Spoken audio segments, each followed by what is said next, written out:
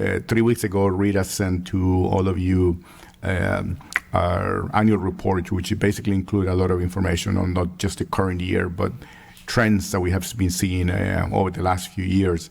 And a lot of our residents don't really get the benefit of seeing that report. So I just wanted to take a couple of the graphs in terms of things that where we see some really very positive trends and things in the way we've been doing business. And I just wanted to share that with you and anybody who's watching over there. So the first one, and I think we've been really very good at maintaining our revenues above budget and our expenditures below budget. So the green line is budget at 100% of the number, and you can see that in most cases the revenue is exceeding the red lines by a lot. In some of the capital and utility funds, some of the revenues are driven by the capital projects that didn't get completed, so that's why you don't get some of those transfers. But mostly in the general fund, you can see that we really did really well on our revenues, and we're going to be generating a surplus that next month you're going to be dealing with on recommendations on what to do with that surplus. So that's the first one on the budget side. If you look at the fund balance over the last fiscal year 19, 20, 21, 22, at the end of the year, those numbers are going up pretty substantially especially on the general fund side. Then we start getting into some of the departments, and these are measures of the activity in some cases that our departments are handling. And you can see that the building department is now doing about 2,600 and almost 2,683 permits per year, which is a significant increase over fiscal year 20. And the next one basically takes the same information, but it really is dealing with the building permit revenue. And you see that we have gone from almost 1.7 million 2 years ago to collecting $2.5 million essentially for the last fiscal year. Now that revenue sort of precedes the some of the actual activity of the permitting, doesn't it? I mean, because when they apply to there is a permit review fee that gets collected when permits are submitted. The fiscal year 22 reflects some of the East Corey plan review fees, but not the full permit fees that have not been paid yet. Okay. The actual permit fees is paid when the actual permit is issued, and that has not been issued yet. Well, that's pretty impressive considering, if you all remember, we lowered the permit cost for residents who want to build a home, and so significantly. Yeah. And so we're still, that's great that we were able to lower that for our residents and then still increase our revenue. Well, and if you think as to the amount of permit activity that we are doing, right? You saw that how it's been going up. We were finally able to, in the early part of the summer, get to full staffing levels. And if you see in the next graph, after June, our building permit review turnaround times, this is another measure of performance in terms of the quality of the work that we do, how quickly we turn things around for both residential and commercial. We're basically in the teens, between 10 and 15 days in terms of plan review turnaround times. It doesn't mean that there might not be an outlier here and there, but in general, and I don't know if the commission has gotten different feedback, but I used to get a lot of complaints about my plans have been in the building department for a long time.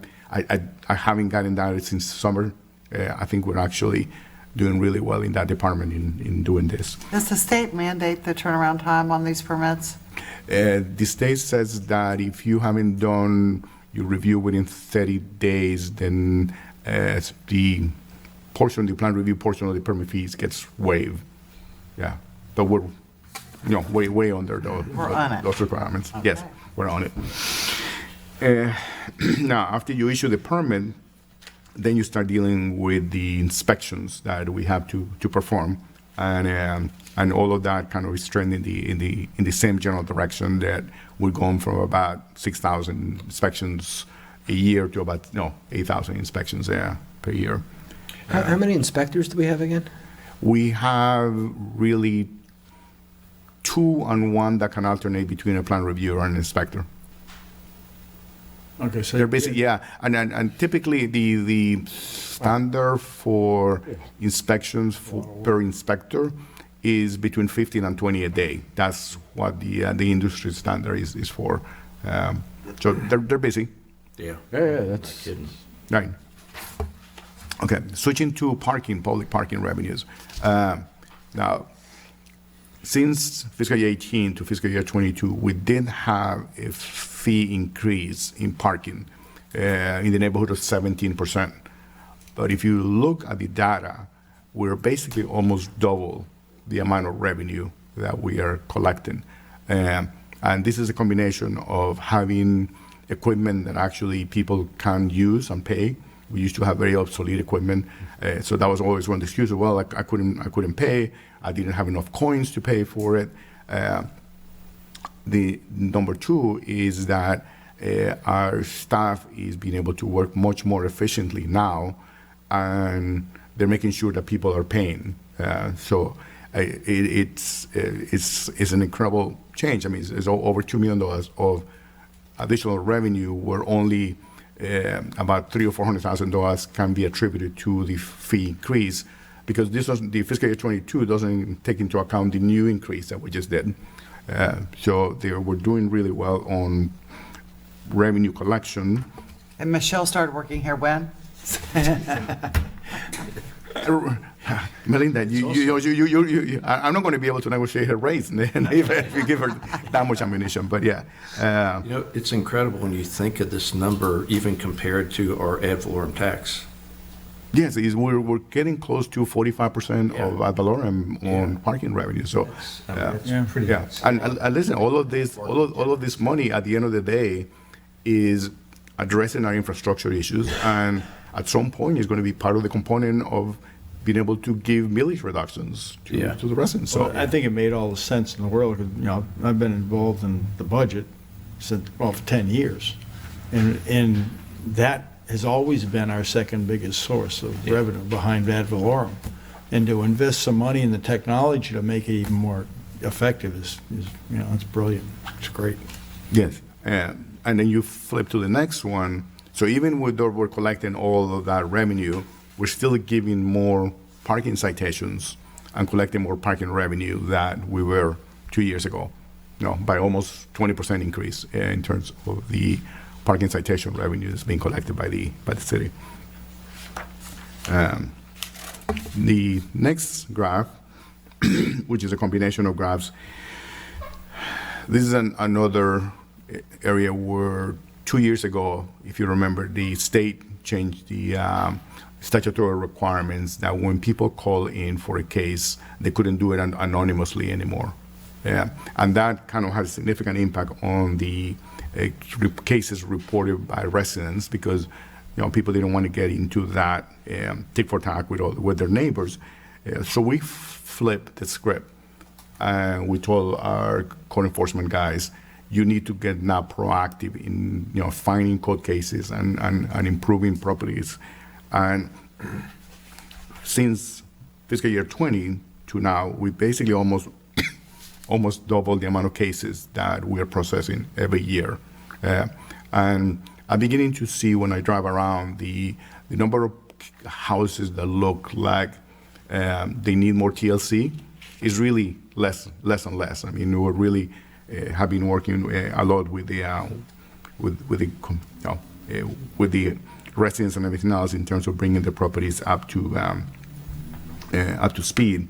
And the other part of that has been that we kind of had changed the approach in working with the special masters in terms of lien reductions or fee reduction or fine reductions for people that are repeat offenders and not coming into compliance.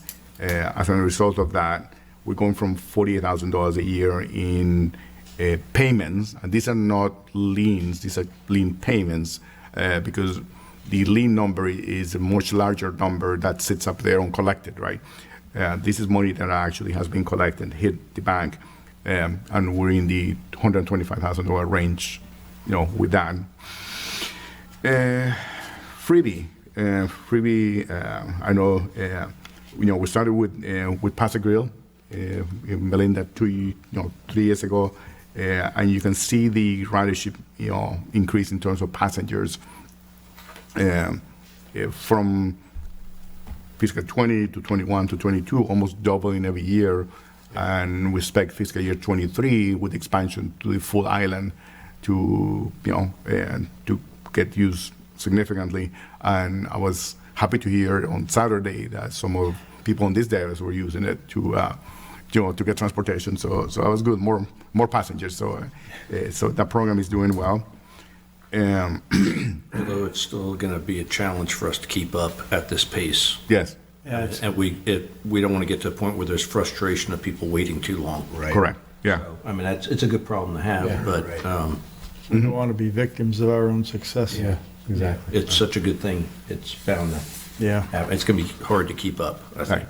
Yeah, and at some point we're going to have to start telling people that we cannot handle the trip at this time. So Yeah. because we're getting to that point. So some data on the fire department. The amount of fire calls, it really is not changing very much, but the amount of medical calls keeps growing.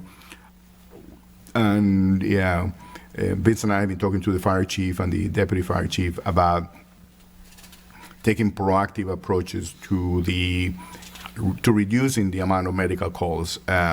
If you think back, 25 years ago, on the fire side, there was a lot of prevention measures that were put into place, and that has basically made the number of fires that we have been lower because people have sprinklers, fire sprinklers in the commercial areas and different materials that are being used for that. On the medical side, one of the things that we identified was the fact that a big percentage of the accidents and calls that we get are as a result of people falling down.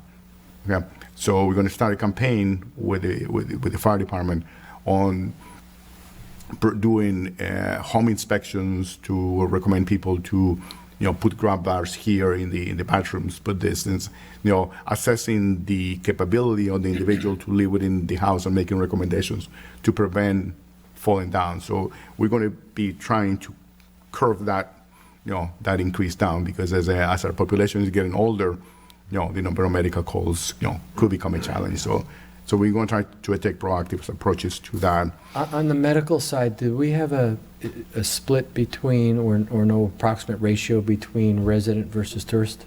We can get you that. Yeah. A lot of it is residents. Is it? A lot of it is residents. If you think logically, most people that are with fragile health don't go traveling. So it doesn't mean that things don't happen. if We it's- got people who drink too much, people who eat too much. We got a lot of But if it's a responses lot to of- that. But if it's a lot of work, I don't want anyone to do a lot of work. no, it's not. It's not. We have that available. On the rec side, we pretty much rebounded back from fiscal year 20 is where we saw the impact of COVID in terms of our programs and activities, and we are now as of the end of fiscal year 22 now back above any prior benchmark that we had in terms of the activity in the rec department. The next one is a new one. We don't have multi-year data on this. We only got quarterly data on is the response time that we have towards how long potholes are up there as a result of reactive cases or proactive cases. Where a proactive is when we're going to be redoing the resurfacing of the road that we go and basically fix all the reclaimed water lines before we patch. But on the reactive side, we have gone from 185 days to 84 days on the last quarter. Remember, our target that we said was between 30 and 60 days. So we still got a little bit of ways to go on the target, but we're moving in the right direction, and we'll continue to monitor this and report on that. The next one is on the reclaimed water consumption, and if you look from 2019 to the end of the fiscal year 22, there is a small reduction in terms of the number of gallons of reclaimed water that has been consumed. It is not something that we can say that can directly attribute it to some of the changes in the ordinance and regulations, but that, at least it's going in the right direction. We would like to think that some of that contributed to the reduction, but it is going, the trend is going in the right direction. And even bigger change is the amount of total sewer consumption that we've seen since 2016 to now. And the fiscal year 22 for the commercial activity level, we had really high level of commercial activity. The hotels, restaurants, everybody was busy, and we keep still, dropping. And a lot of that is the I&I programs that the city started putting in place after 2016. And Vince just ran a calculation that if you were to take the amount of sewer flow that we had in 2016, today we'll be paying about $440,000 a year more in sewer fees based on the current rates. So if you do some quick calculation that if you were to capitalize the $440,000 a year, that's about $6 million a year, which almost says that a lot of the I&I investment that the city has made is kind of paying for itself. Right. It's, and not dollar for dollar, but there is significant impact on what you're doing on I&I to this. Do we know if the water we bring onto the island, the potable water that ends up in the sewer, is that number gone down as well? The amount of potable water. Rephrase your question again? Well, when we bring water in, people use, they use potable water in their home and it goes into the sewer system. Now we're working on the intrusion, the I&I. Right. We're cutting that down, and I'm kind of curious as to whether the flow reduction in sewer, the 15%, was due to the I&I or due to people using, more shower heads that don't. I can double check that. Those county utilities we could give that do to us. track the amount of water that we're getting versus the amount of sewer flow that we're paying for. Yeah. Because in a perfect world, the amount of water that you're bringing in should be equal or less than the amount of sewer that you're putting out, right? Because some water is going to end up somewhere else, right? Yeah. Like your swimming pool and all of that. So Or you spill it, yeah, exactly right. Yeah. But because we live in an imperfect world, the sewer levels are much higher than the water levels. To the tune that we, in theory, if we were to fix everything, you can probably do another 25-30% reduction on sewer flows. Right. It's still that much up there now, because it takes so many years to fix all of that. By the time you're finished, you got new. You start over again. Yes. So, but at least we use that as a benchmark as to how far we can go. A lot of you guys get complaints about that police is never there to issue citations, speeding.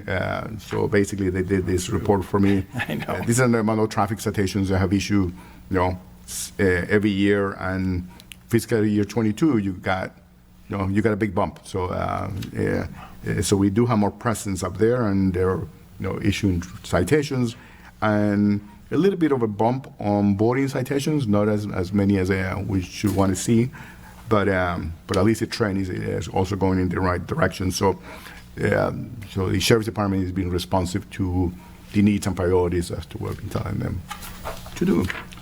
What And do we? and that's my story for tonight. Oh, yeah, the story. I guess I noticed that last one where you had the traffic citations, that took a huge, huge jump from last year.